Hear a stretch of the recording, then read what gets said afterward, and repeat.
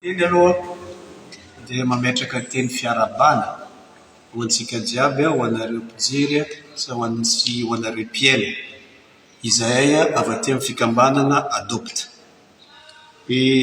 Reto zay président-ny faritra izay ao anatin'ny adopte, ato ny président-ny Alaotramangoro, président-ny Ambatosoa, président-ny Atsinanana ary président-ny Analanjorofo izay agnatin'ny mameno fikambanana adopte.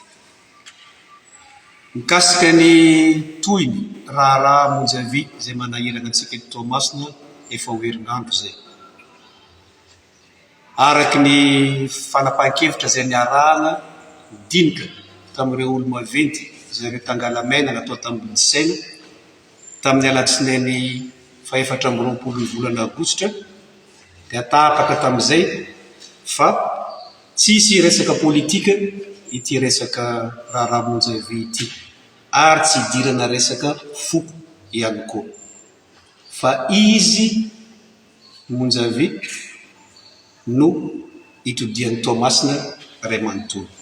Tapaka tamin'izany fa izy no tokony hifona ampahibe maso eto Toamasina, ary mbola izy koa no tokony ho tonga aty amerina asina ny mponiny Toamasina sy ny taranan'ny Toamasina. Efa nagnano fanambarana fanandrify amin'izay zareo olo maventy tangalamena tamin'io alatsinainy io.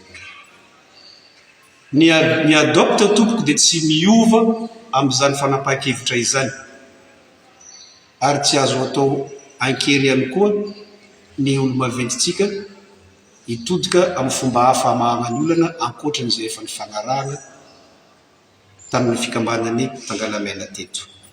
Eo ary zay miantso an'ireo manam-pahefana zay nametrahana fitoriana mazava, manam-pahefana eto Toamasina ny resabo, ampio re zay anao zay rehetra tongavany ingamonjavy eto Toamasina, efa ampelantananareo izy araky ny teny navoakanareo hoento aty izy fa tsisy anino anazy ny raha angatahana aminazy dia hifona aminay ampahibe maso. Izy ny nampinantay anay, izy zany nifona sy anasa vavanay sy amerina asiny Toamasina. Ankoatra amin'izay dia tsy hitanay hoe izy no tokony hagnano an'izay zavatra zay. Manaraka zany ny fikambanana adopte dia mbola ao anatiny ary misokatra amin'ny fomba rehetra andaminana n'ity raharaha ity, araky ny fomba amam-panao ny tanin'ny Toamasina ary araky ny lalàna velona eto amin'ny firenena. Izay no izy ka mametraka fisaorana sy fankatelemana aminareo jiaby mpiaino sy mpanaraka ny fandaharana ity zay avy ato amin'ny fikambanana adopte. Misaotra tompoko.